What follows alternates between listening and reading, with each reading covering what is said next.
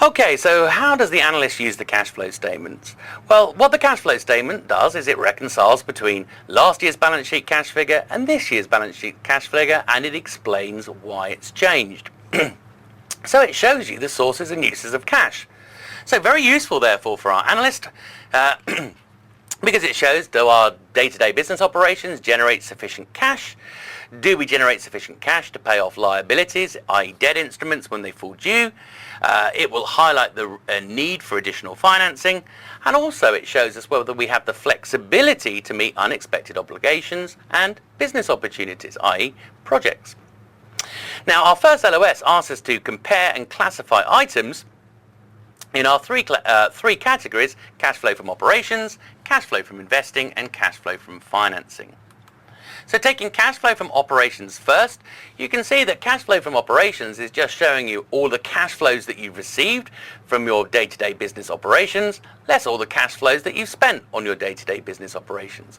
So the cash collected from customers, dividends received, interest received, any other cash income like rentals, etc., payments to suppliers, cash expenses on your day-to-day business operations like wages, like rents, like audit fees, etc., any cash interest paid, and also cash taxes paid. Now notice this is actually under US GAAP. Notice the oddity here. We've got dividends and interest received, we've got interest paid, but not dividends paid. That's because under US GAAP, dividends paid will go through cash flow from financing. Cash flow from investing is really any cash spent acquiring our long-lived assets and any cash received on the disposal. So typically it's going to include cash spent on PP&E, cash spent acquiring equity and debt in joint ventures, affiliates, cash spent acquiring subsidiaries, i.e. businesses acquired. It also includes the cash spent on certain marketable securities. Those marketable securities are the held to maturity and available for sale ones. Not trading though. Trading securities go through cash flow from operations. The reason for this is, if you hold trading securities, you're likely to be a financial institution, and as a result, buying and selling trading securities is part of your day-to-day operations, and hence they should go through CFO. Notice it's not only the cash spent, but it's also the cash received on the disposal of any of these long-lived assets as well. Notice cash equivalents, so these are money market instruments with maturities of less than 90 days. These are not included within your CFI. Why? Because they're included in the balance sheet cash figure that we're trying to reconcile. So actually we're not reconciling between last year's balance sheet cash figure and this year's. We're actually reconciling between this year's balance sheet cash and cash equivalents and last year's cash and cash equivalents. Cash flow from financing is going to include any cash raised when we issue equity, so that's common stock and preferred stock, any cash spent when we redeem equity, when we buy back equity, so treasury stock, any cash raised when you issue debt, and any, of course, it will include outflows representing the principal payments on debt. Remember, not interest payments under US GAAP because those go through CFO. The other one, and remember this is the oddity under US GAAP, dividend payments go through cash flow from financing under US GAAP. Notice it excludes indirect financing via your accounts payable. Your accounts payable, well, let's just think about this for a second. You could finance the company by delaying payments to your suppliers, in which case your accounts payable would increase over time. Now that would affect cash flow from operations, not cash flow from financing. Our next LOS asks us to describe how non-cash financing and investing items are reported. Well, we're talking about investing and financing items that do not result in the payment or receipt of cash. And if they don't result in the payment or receipt of cash, they're not going to appear in the cash flow statement. But they will be disclosed in the footnotes to the cash flow statement. So let's have a look at some common items. Well, if you've got convertible debt and convertible preferred stock, when they're converted into equity, of course equity changes but no cash is received. If you've acquired an asset under a capital/finance lease, again your assets have increased but you of course haven't paid all the cash out up front. If you've acquired assets via the exchange of equity and debt, again the assets have gone up, your debt's gone up but no cash has been paid or received, so again a non-cash item. Barter transactions where we exchange one non-cash asset for another, again, no cash involved here. And then finally things like stock dividends and stock splits where the number of shares are changing but no new cash is raised. Our next LOS asks us to contrast US GAAP and IFRS. Now notice US GAAP here is far more prescriptive than IFRS. It tells you where all the cash flows will go. IFRS has far more flexibility, allowing you to report economic substance. So let's just take each item in turn. Interest received, US GAAP says treat it as a CFO. IFRS says if interest received is part of your core business operations, because maybe you're a financial institution, put it in CFO. If interest received is rather an odd outside your core business operations, it makes sense to put it in cash flow from investing. Interest paid, again US GAAP says always treat it as a CFO.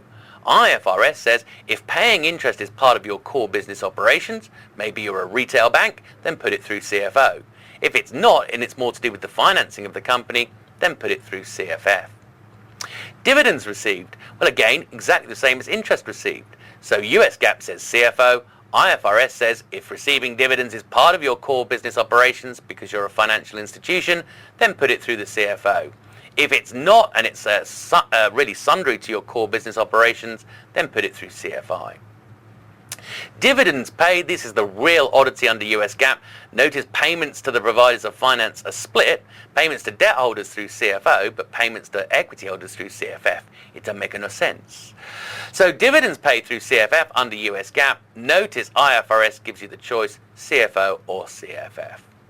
Taxes paid then, all tax goes through CFO under US GAAP, however under IFRS we can split it. Taxes on our key business operations, they go through CFO. Taxes that result from the disposal of assets would go through CFI, and any tax to do with financing items, such as maybe early retirement of debt, etc., would go through CFF. US GAAP bank overdrafts are treated as a debt instrument, so they go into your CFF. However, under IFRS, bank overdrafts are deemed to be just negative cash, and as a result they affect cash and cash equivalents. So they're in the figures you're reconciling between, not in CFO, CFI or CFF themselves. Our next LOS asks us to distinguish between the direct method and indirect method of computing cash flow from operation. The direct method, and we saw it really back a few slides ago, takes each item and shows it as a cash inflow or outflow for your operations. So it shows the cash collected from customers, cash paid to suppliers, cash paid by wages, etc. So it's very useful for the analyst because they can see exactly how the company generated and spent cash in its business operations. And the general rule is the direct method is encouraged by the standard setting bodies.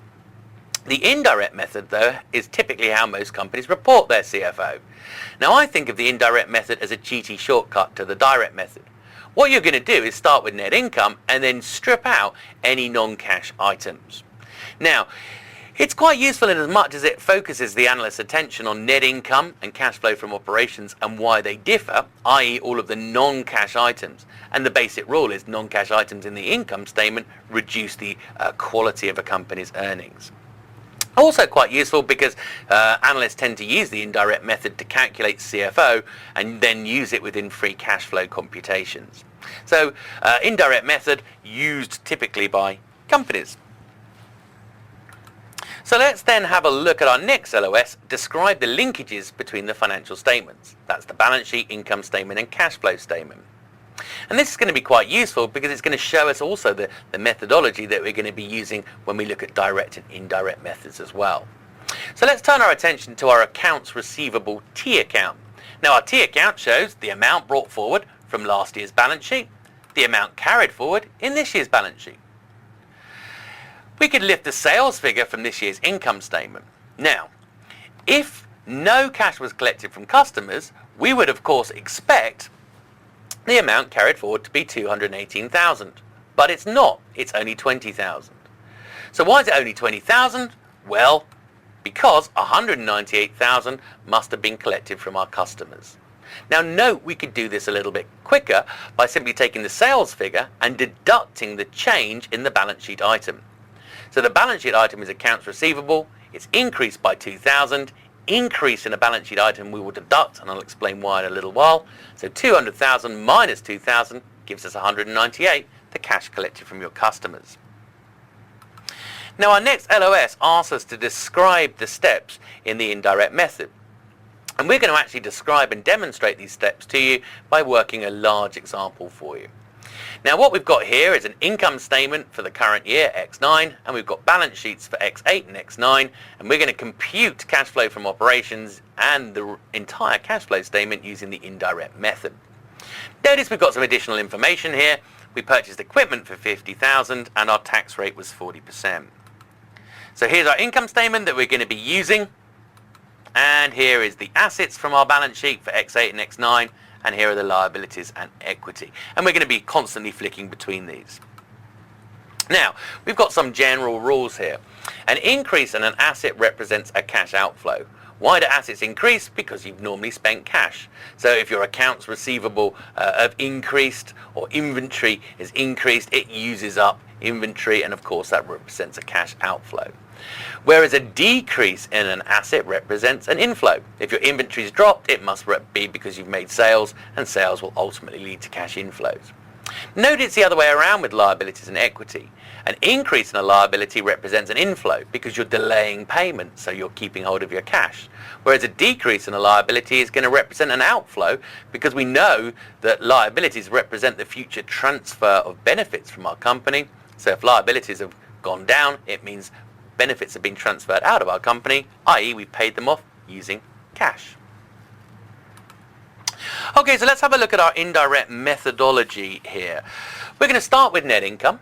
We're then going to adjust for any changes in relevant balance sheet items. Using the rule, an increase in a balance sheet asset should be deducted because it's a cash outflow. An increase in a balance sheet liability should be added because it's a cash inflow. A decrease in an asset should be added because it's a cash inflow, and a decrease in a liability should be deducted because it's a cash outflow. Now we're going to need to eliminate depreciation and amortization because under the indirect method we start with net income, and that means they've already been deducted in arriving at this figure, but they are non-cash items, so we're going to have to add back depreciation and amortization in order to eliminate them. We're also going to need to eliminate the gains on disposal by deducting them, and essentially if we've got any losses on disposal by adding them back. So these are the disposal on assets. So essentially we're saying number one, these are non-cash items, and number two, even if they were a cash item, they'd be a CFI, not a CFO. So we need to eliminate a loss by adding it back. We need to eliminate a gain by deducting it. Okay, so let's start with our net income. First thing we're going to do here is add back our depreciation. So into the income statement, you can see that this year's depreciation expense was 14,000. It's been deducted in arriving at that 75,000, but it was not a cash item, so we'll add it back. The other major non-cash item that we've got in our income statement here is the gain on sale of PP&E of $20,000. So our net income is $20,000 higher as a result of this gain, but this gain is not a cash flow, and it's certainly not a cash flow from operations, so we need to subtract it, 20,000. Now I'm going to turn my attention to the top of my income statement, and that of course is sales. And I'm just going to go into my balance sheet and hunt for any asset or liability that relates to sales. So I'm in my assets, and the first one I see are accounts receivable that of course relate to sales. Was 18,000 last year, 20,000 this year, so that is a $2,000 increase in an asset. Increase in an asset, we of course deduct. The only other thing that you might see relating to sales is a liability for unearned revenues. Remember, that's when your customer pays you in advance.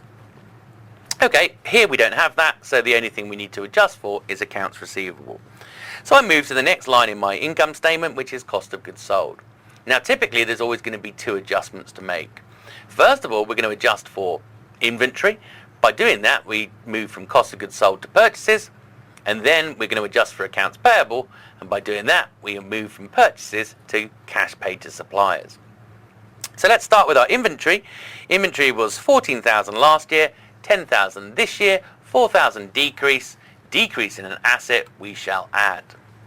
So that takes us to purchases. We now need to adjust for accounts payable, which is sitting in our liabilities. 10,000 last year, 18,000 this year, 8,000 increase in a liability we will add. And we've dealt with our cost of goods sold. So down to the next line, and our next line is salaries. So included in our 75,000 was an salary expense of 10,000. We now move into the balance sheet to look to see if there's any asset or liability that relates to salaries. And there is. Ours is salaries payable. 16,000 this year, 9,000 last year. 16,000 last year, 9,000 this year. You've got a $7,000 decrease in a liability. Decrease in a liability represents a cash outflow, so let's deduct it, 7,000. We've dealt with our salaries. Next line is depreciation. We've already added that back, so we can move down to interest. So in our 75,000, there's an interest expense of 1,000. Into the balance sheet to look if there is anything relating to interest. And there's an interest payable liability. 6,000 last year, 7,000 this year. So notice this year the liabilities increased by the same as the expense, indicating presumably we haven't paid anything. So we've got a $1,000 increase in a liability, let us add it. So that's our interest dealt with. The gain on sale of PP&E, well, remember it was a gain, so it increased our net income, so we then deduct it to eliminate the item, and we did that earlier. So we then come down to our final item in the income statement, which is our provision for taxes. Now, the provision for taxes in the income statement is made up of two things, essentially. It's made up of tax payable and change in deferred tax. Now, if you've got an increase in a deferred tax liability, that increases the tax expense. Increase in a deferred tax asset, that decreases the tax expense. Even once you've got tax payable, it doesn't mean you've paid the tax authorities yet. So in fact, let's have a look at those two items. You can see in your current liabilities there's tax payable, 8,000 last year, 10,000 this year, increase in a liability of 2,000, so let's add it. The only other thing we need to adjust for are deferred tax assets and liabilities. A quick check of assets, can't see any deferred tax assets. Quick check of our liabilities, and yes, we can see one sitting in our non-current liabilities. 30,000 last year, 40,000 this year, $10,000 increase in a liability, so let us add. And we've arrived at the bottom of the income statement. So all we're now going to need to do is add these items up. And when we do that, we get our cash flow from operations is 85,000.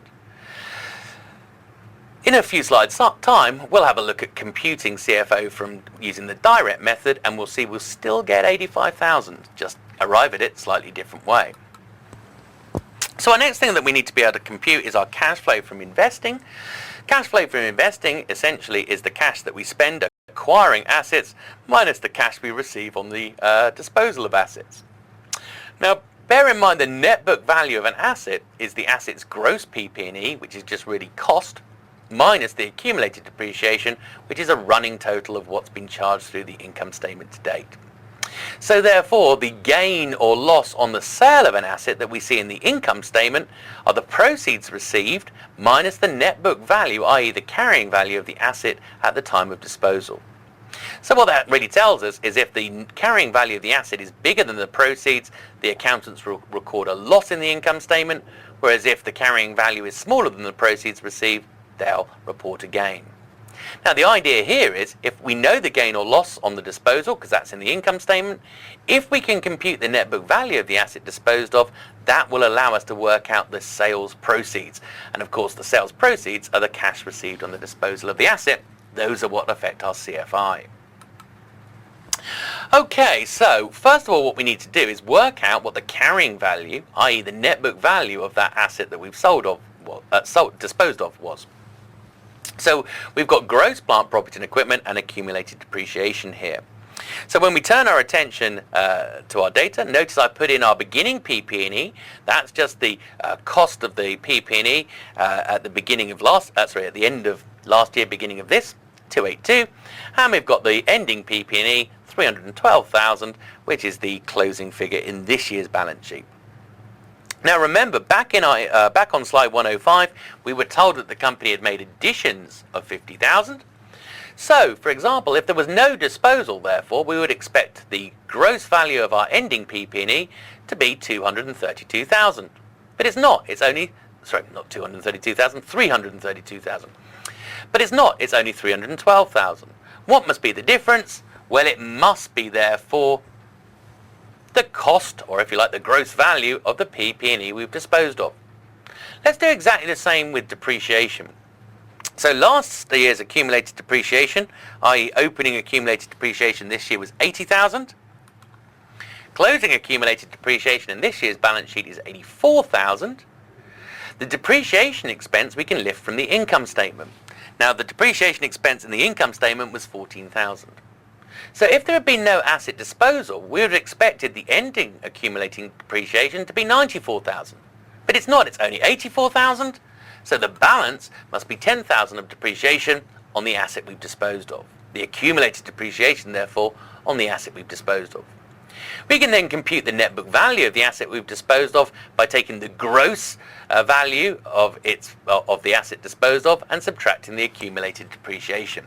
So 20,000 minus 10,000, the asset we disposed of had a carrying value of 10,000 at the time of disposal.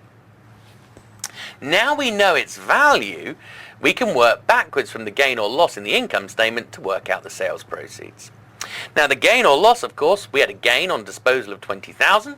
We know that the carrying value of the asset disposed of was 10,000, and therefore the proceeds must have been 30,000. We've got everything we need to compute CFI now. We know the additions represent an outflow, the sales proceeds represent an inflow, so we spent 50,000, but we raised 30,000 on disposals, so overall we've got a net outflow of 20,000 for our CFI. Okay, let's have a little look at a quick example just to see if we can compute this. Acme Corporation bought an asset for 72,000, depreciation expense was 15,000, accumulated depreciation increased by 5,000, and gross PP&E increased by 32,000. If a gain on the asset sold during the year was 13,000, what were the sales proceeds?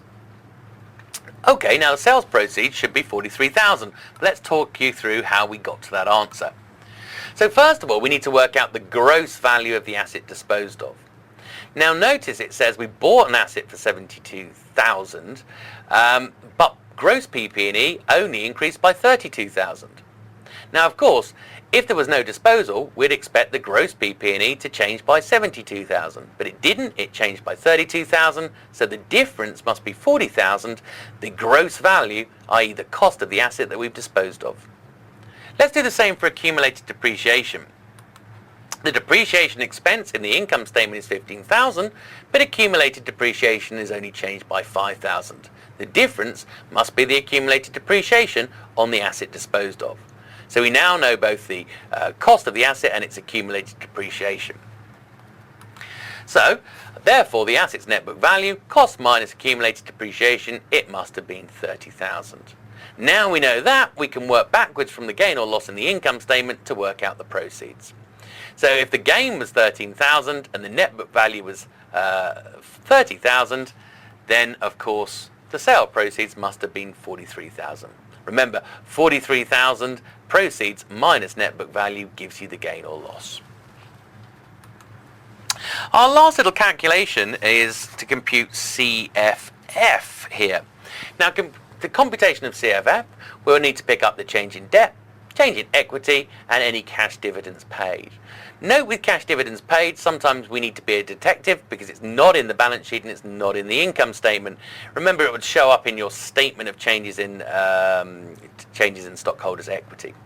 Now, if we haven't been given the statement in changes in stockholders' equity, we will have to work out what the dividends proposed were.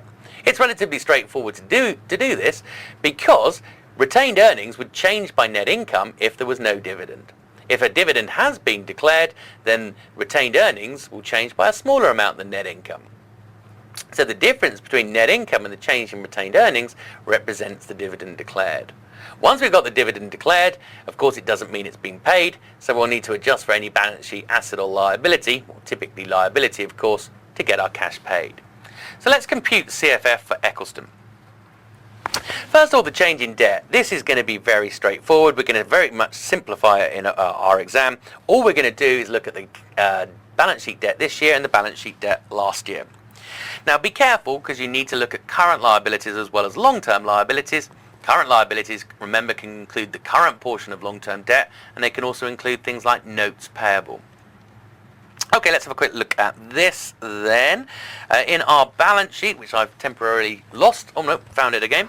Our Non-current liabilities included bonds, and last year they were 20,000, this year they were 30,000. So we're going to assume that that change is all due to cash, 10,000. Notice there's nothing in our current liabilities relating to debt. Common stock. Now really we should be looking at common stock and additional paid-in capital. Last year there were 100,000, this year it's only 80,000, so we're going to assume a repurchase of 20,000. Cash dividends paid, we're going to have to be a detective here. Net income for the year was 75,000, but if we look at the balance sheet, retained earnings last year was 60,000, this year they're 118,000, so they've changed by 58,000.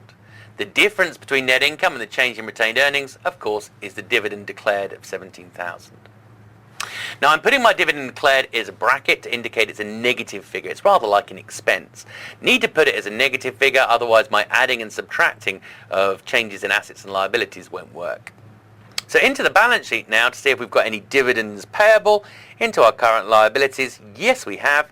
2,000 last year, 12,000 this year, an increase in a liability of 10,000. So let's add that, and therefore the dividend that was actually paid was 7,000.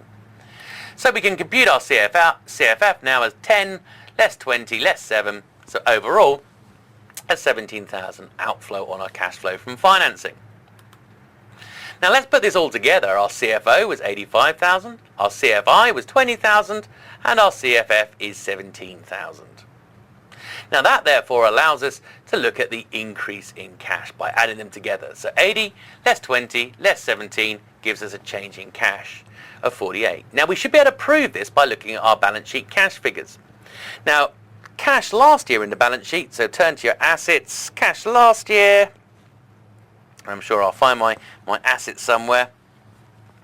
Yes, cash last year was 18,000, whereas cash this year is 66,000. And notice last year's cash 18,000 plus the change in cash for the year 48,000 gives us the closing cash that we find in the X9 balance sheet.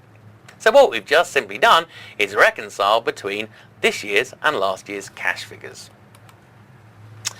Now our next LOS asks us to be able to convert between an indirect cash flow statement and a direct cash flow statement. So of course all we're really going to do here is compute the direct cash flow statement. Now what we're going to do therefore is lift the income statement item and then adjust for anything that's affected the income statement item due to the accruals process. So we'll take, for example, net sales, i.e. the sales figure in the income statement, and if accounts receivable have increased, we will deduct that increase. If they've decreased, we'll add it. Likewise, advances from customers, in other words, unearned revenue liabilities. If the unearned revenue liability is increased, increase in a liability, you'd add. If it's decreased, of course, you'd subtract in order to get the cash collected from your customers. With cost of goods sold, you'll take the cost of goods sold figure and make two adjustments. First of all, you'll adjust for the change in inventory. Increase in inventory, it's an asset, so deduct it. Decrease in inventory, you'd add it. Accounts payable, again, it's a liability, so increase in an accounts payable liability, you'd add the increase. Decrease, you'd subtract it. So notice the adjustments we're making really are the same adjustments that we used under the indirect method. And essentially all that we're doing is we're adjusting the income statement item for that adjustment. But we're using the same rules: increase in assets, deduct; increase in liabilities, add. Okay, so let's get on. Let's actually do the direct method. So what we're going to do is take each income statement item in turn, working down from sales all the way down to net income. So we start with sales, we then move into the balance sheet and look for any asset or liability that relates to that item.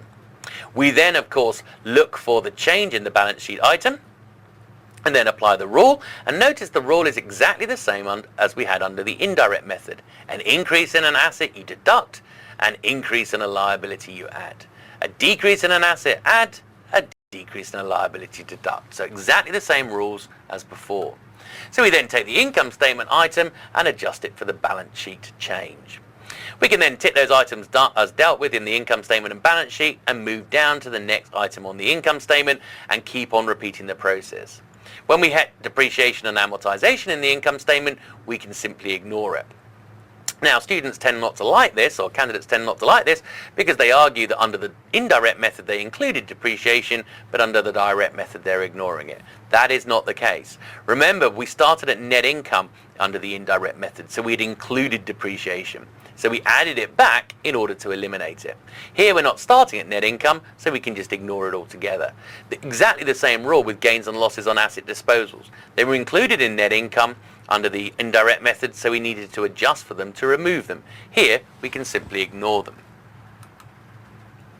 And we're just going to keep on moving down that income statement until we get to net income, total it all up, and we should have CFO. And if everything's worked correctly, we should have the same CFO that we got under the indirect method. So we're looking for 85,000 in our example.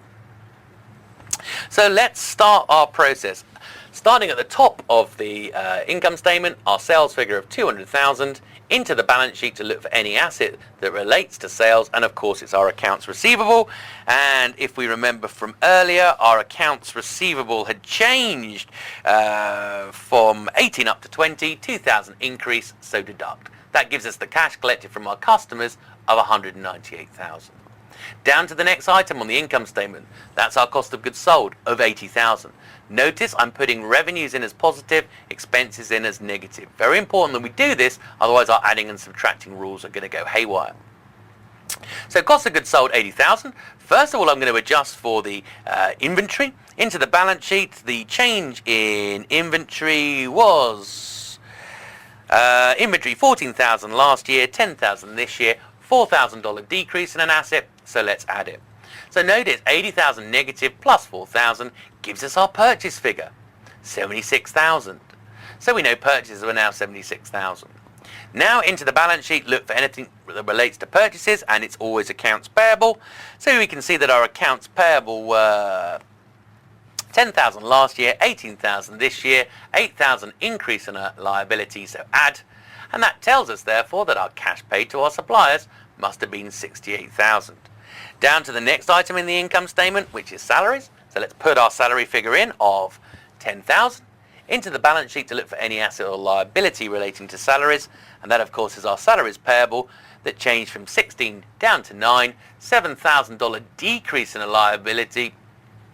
And of course decrease in a liability we shall subtract, giving us the cash paid to employees in the year, 17,000.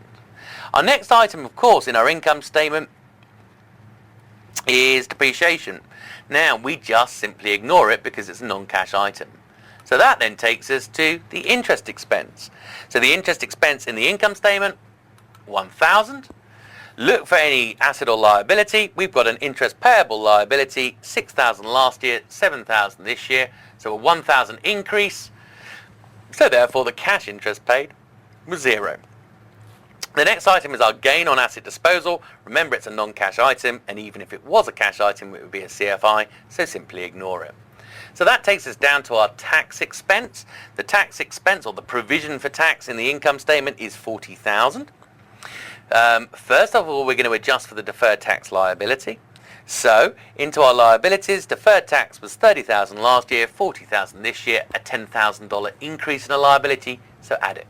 By stripping out the change in the deferred tax liability, we're left with tax payable, what we thought we owed the tax authorities. Now, of course, that doesn't mean we've paid them, so into our current liabilities, let's see if there's any tax payable liability, and of course there is. 8,000 last year, 10,000 this year, so a $2,000 increase, meaning the cash that we paid the tax authorities must have been 28,000. Last step then is to add all of this up, so 198,000 less 68 less 17 less 28,000, and we get 85,000. So notice our LOS is convert, so it does seem that you could be asked to compute this with some numbers. Right, last few learning outcomes on cash flow statements coming up. Our LOS here asks us to analyze and interpret cash flow statements, including ratios and common size statements. So what kind of things do we need to think about when we're looking at cash flow statements? Well, we've already talked about these already. Do your day-to-day business operations generate enough cash to sustain the business? i.e., is cash flow from operations positive? Are you generating sufficient cash to pay off debt when it matures? Because if you're not, then you're going to need to raise additional finance. And remember we said, look, are we generating enough cash from our day-to-day operations to be able to meet both unexpected obligations and to have the flexibility to take advantage of new business opportunities? Okay, so we're going to analyze, therefore, the sources and uses of cash, looking at where the major cash was generated. Now, CFO, of course, we're hoping is positive. Analysts would argue that cash flow from operation is your sustainable cash. If CFO is negative, then the only way the company is surviving at the moment is either selling off assets and therefore generating cash through its CFI or raising new debt and equity. So one question we need to ask ourselves is our CFO positive? And if it is it sufficient to cover our capital expenditure? Again, if it's not, it's going to indicate that we need to raise new debt or equity to finance CapEx. Of course, what we also need to look at is what are the major determinants of CFO. Now remember, of course, if the company's used an indirect cash flow statement, the analyst would therefore have to adjust to the direct method. In particular, we're interested in how close CFO is to net income. Why? Because essentially if net income, particularly if net income is much higher than cash flow from operations, it would indicate that earnings have been generated from the accruals process rather than being backed by cash, and therefore we get poor quality earnings. Again, not only do you want to look at how similar CFO and net income is, but you also would like to look at the variability of CFO over time. Stable cash flow from operation over time means, of course, low risk. Analyze your cash flow from investing. You want to know what this is being spent on. If it's spending it on plant, property and equipment, it indicates, of course, that the company is growing organically. If it's spending cash on acquiring other companies, of course, it's got an M&A type strategy going on. And again, link it back to the management discussion and analysis. Is what you're seeing in the cash flow statement consistent with the strategy that they discuss in the MD&A? CFF, now of course we need to know how the company is financing its capital expenditure and CFO, and of course we can be able to see if it's raising debt or equity. Again, of course, we can see whether the company is raising or repaying capital, and of course any dividends that are being returned to the owners. Now again, remember it says we also need to be aware or be able to analyze common size statements, and there are two approaches for your common size statements. You can show each item in the cash flow statement as a percentage of sales. Now that's really quite useful for forecasting future cash flows, because then if you could forecast future sales, it would therefore allow you to forecast future cash flows. The other approach is to show each inflow in the cash flow statement as a percentage of total inflows, each outflow in the cash flow statement as a percentage of total outflows. And I've done this essentially for our Eccleston example. Here are the inflows. You can see the vast majority of inflows here are coming from receipts from customers, which is good news. Only a little bit of the company's inflows have come from asset disposals and issuing new debt. Okay, so it's not overly reliant on debt or disposals of assets. When we look at our outflows, again, we can see roughly what the company is, what percentage of the outflows are from each source. Large amount coming from our suppliers. Notice as well a relatively large amount, 26.3%, due to the purchase of equipment. Now that could be that they're replacing the wearing out of existing PP&E, or it could be, of course, that they're expanding the business. Our next learning outcome says calculate and interpret free cash flows and also performance/coverage ratios. So free cash flow is the cash available for discretionary uses. We normally therefore say investing in the firm, i.e. capital expenditure, is non-discretionary. So it's the cash flow after capital expenditure that could be distributed to the providers of the finance. And of course, it's typically used as a valuation metric in valuing companies. Now, there are two measures that we have: free cash flow to the firm and free cash flow to equity holders. Free cash flow to the firm is before any distributions to both debt and equity holders. Free cash flow to equity is after payments to the debt holders, but before any distributions to the equity holders. So essentially, if you forecast future free cash flow to the firm and discount at the firm's WACC, you would get the total firm value, i.e. the theoretical value of both debt and equity. If you compute free cash flow to equity and discount at the cost of equity, you'd get the theoretical value of the firm's equity. So here are our computations. Notice with free cash flow to the firm, the pre-levered figure before distributions to debt or equity holders, we take net income, add back our non-cash charges and subtract the non-cash working capital. Now that sounds confusing, but really all it's saying is compute CFO using the indirect method.